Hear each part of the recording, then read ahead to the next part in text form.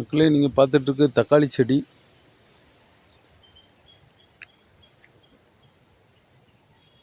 நம்ம ரீசெண்டாக வச்ச தக்காளி செடி. இதில் நம்ம வேலையாட்கள் விட்டு களை வெட்டியிருக்கோம்.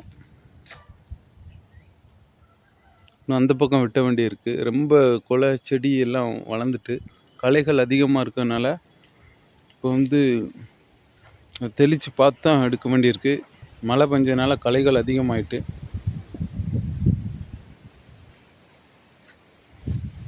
தக்காளி பூ பூத்துருக்கு, காயும் வந்திருக்கு. உங்களுக்கு காயை காட்டுதேன் நான்.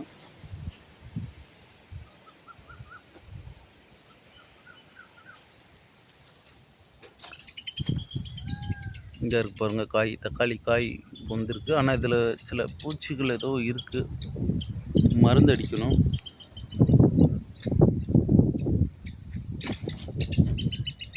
இடையில கொய்யா கன்று வச்சுருக்கோம்.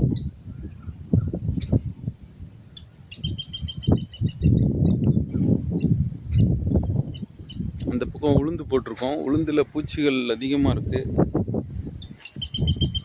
வாங்க காட்டுறேன். நம்ம முறையாக விவசாயம் பண்ணுறோம். ஆனால் விவசாயிகள்லாம் ரொம்ப கஷ்டம். நான் இப்போ பார்க்கையில் தான் தெரியுது. அதில் பூச்சிகள் அதிகமாக விவசாயத்தை, இந்த உளுந்து அந்த மாதிரி பயிர்கள்லாம் பூச்சி அதிகமாக வரும். அதுக்கு மருந்து அடிக்கணும்.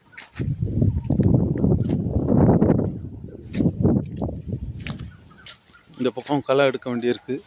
உளுந்து இந்த பக்கம் போட்டிருக்கோம். லீஸுக்கு எடுத்து தான் போட்டிருக்கோம். அதில் அவ்வளவு பைசா கிடைக்குமான்னு தெரியல. நம்ம முத பண்ணதுனால ஒரு தடவை பார்த்துக்கிடுவோம் அப்படின்ட்டு பண்ணியிருக்கோம்.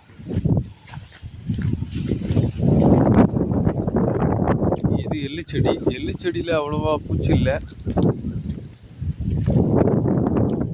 உளுந்து செடியில் இந்த மாதிரி உளுந்து, இது பச்சை பயிறு ஃபுல்லாக, அந்த இலை ஃபுல்லாக ஓட்டையாக இருக்குது. பின்னாடி பின்னாடி பாருங்கள், இலைக்கு பின்னாடி உளுந்து, எல்லா உளுந்துலேயும் ஓட்டை இருக்குது. அதே பக்கத்தில் எள்ளு இருக்குது, அதில் ஓட்டை இல்லை. உளுந்து செடியில் ஓட்டை இருக்குது. கத்திரிக்காய் கன்று வச்சோம்.